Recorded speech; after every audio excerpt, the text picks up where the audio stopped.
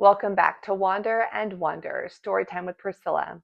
Last time, an unexpected accident brought the Wicked Witch's power to an end, and Dorothy and the lion are finally free. But even with the danger past, the journey isn't over yet because the Tin Man and the Scarecrow are still in trouble. Will Dorothy and the lion be able to save their friends in Chapter 13?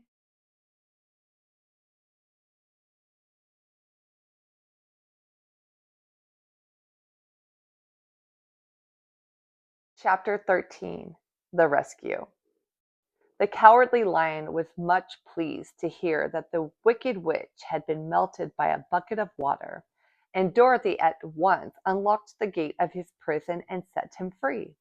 They went in together to the castle, where Dorothy's first act was to call all the Winkies together and tell them that they were no longer slaves.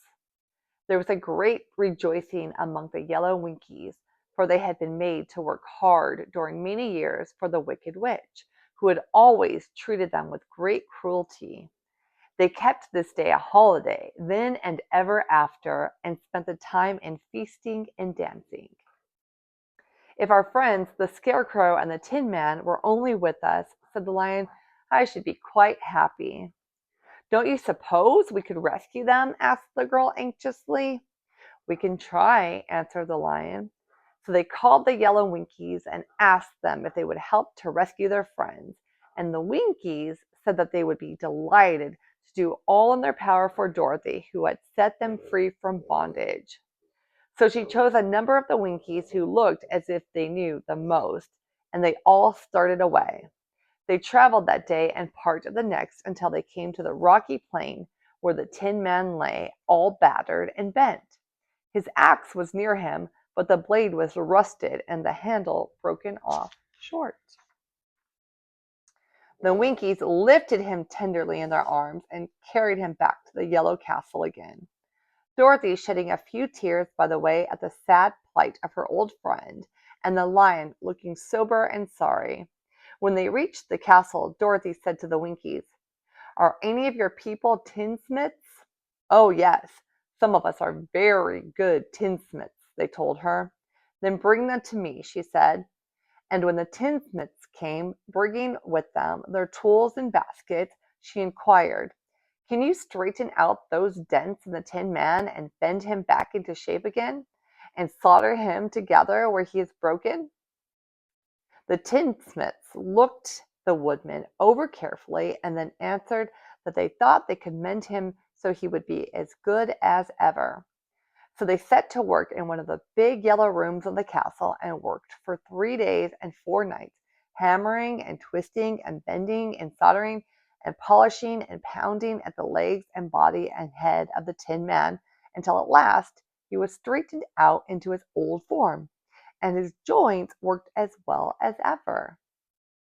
To be sure, there were several patches on him, but the tinsmiths did a good job, and as the Tin Man was not a vain man, he did not mind the patches at all.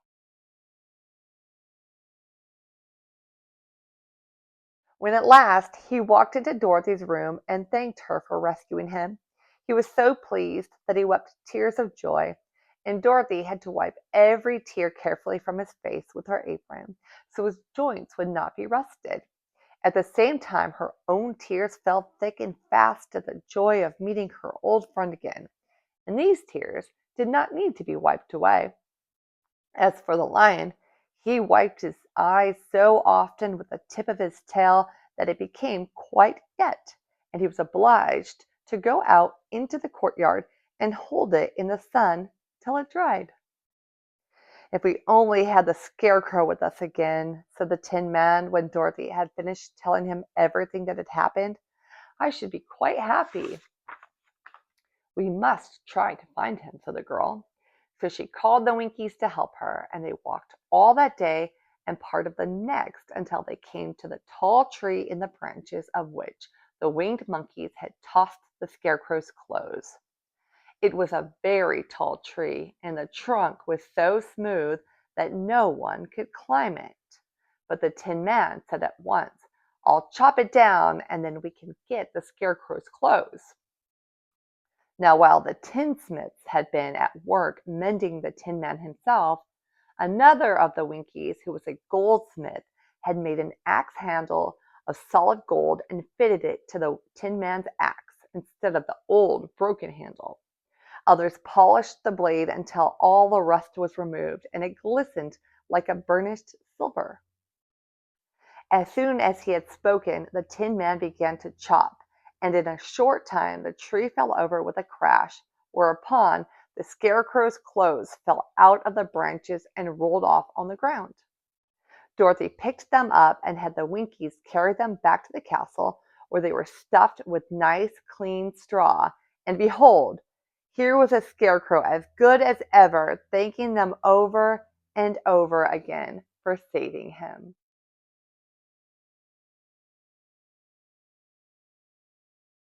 Now that they were reunited, Dorothy and her friends spent a few happy days at the Yellow Castle, where they found everything they needed to make them comfortable.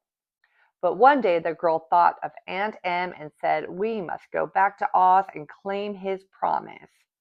"Yes," said the Tin Man, "at last I shall get my heart." "And I shall get my brains," added the Scarecrow joyfully.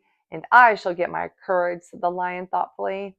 "And I shall get back to Kansas," cried Dorothy, clapping her hands. "Oh, let us start for the Emerald City tomorrow." This they decided to do. The next day they called the Winkies together and bade them goodbye. The Winkies were sorry to have them go, and they had grown so fond of the Tin Man that they begged him to stay and rule over them in the Yellow Land of the West. Finding they were determined to go, the Winkies gave Toto and the Lion each a golden collar, and to Dorothy they presented a beautiful bracelet studded with diamonds, and to the Scarecrow they gave a gold-headed walking stick to keep him from stumbling. And to the Tin Man they offered a silver oil can inlaid with gold and set with precious jewels. Every one of the travelers made the Winkies a pretty speech in return, and all shook hands with them until their arms ached. Dorothy went to the witch's cupboard to fill her basket with food for the journey, and there she saw the golden cap. She tried it on her own head and found that it fit her exactly. She did not know anything about the charm of the golden cap, but she saw that it was pretty, so she made up her mind to wear it and carry her sunbonnet in the basket. Then, being prepared for the journey, they all started for the Emerald City, and the Winkies gave them 3 cheers and many good wishes to carry with them. And with the help of the Winkies, Dorothy and the Lion rescue their friends and prove once again that kindness is one of the greatest strengths of all.